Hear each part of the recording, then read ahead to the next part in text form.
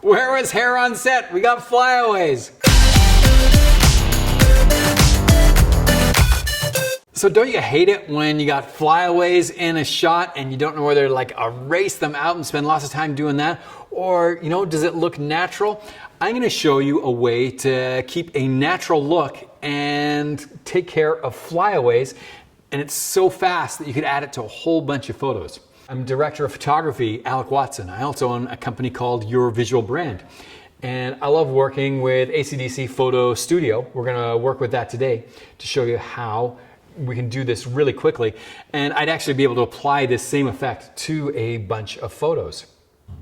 Now this specific image here, we actually shot with ACDSee on a program that we call Ultimate Portraits 101, where we went through a whole bunch of portrait scenarios on what you've got to do lighting wise. Not like with expensive lights, like natural light, reflectors, and good light, bad light, flat light like this one. What you might do to optimize your photo, things in posing, and then of course taking it in, ingesting it properly, giving it keywords, and optimizing the photo. So we're going to optimize this a little like we did in that program. So I'm just going to optimize this picture slightly. Like I said, the lighting was a little bit flat on this one. So just a little extra exposure, a little third of a stop to make that pop a little, and a little saturation. I love, you know, what I'm seeing in terms of focus in the shot. I think this is a little sharp here, and of course her flyaways. And flyaways, especially blonde hair when it's backlit, man, they end up probably like 4 times the thickness of what they are in real life. And so it's always difficult. Like as I said, I could go in there and erase them, but you know what? Flyaways are real, and so sometimes you just want to deal with it in a real way. So one of the ways we can do that is go into actually the detail setting. So what's detail? Detail is sharpening, and you would think, well, I don't want to sharpen those, but you can use sharpening in exactly the opposite way, and that's what we're going to do. So one of my favorite tools that I use for doing things fast is a radial gradient. Now her face is on a slightly different angle, so we're going to grab this little round tool and just give it a little turn like that, so we get her hair a little better. There we go. That is looking like it. We can see that those flyaways are now on the outside of that circle.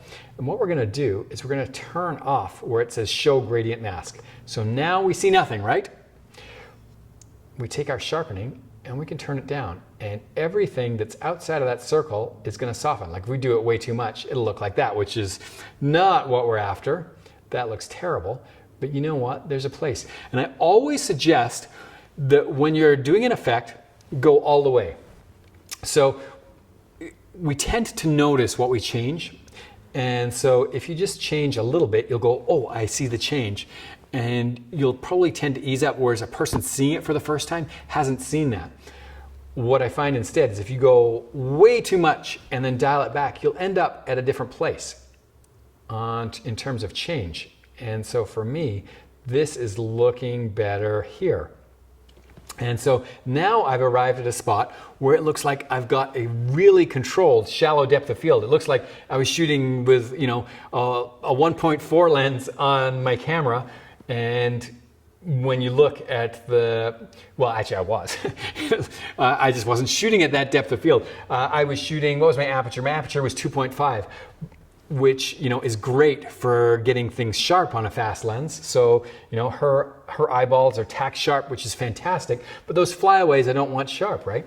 And so this takes care of this. So now it actually looks like my lens is more like a 1.4. So you could use like a 1.8 lens and shoot in that safety range of 2.8, 3.2.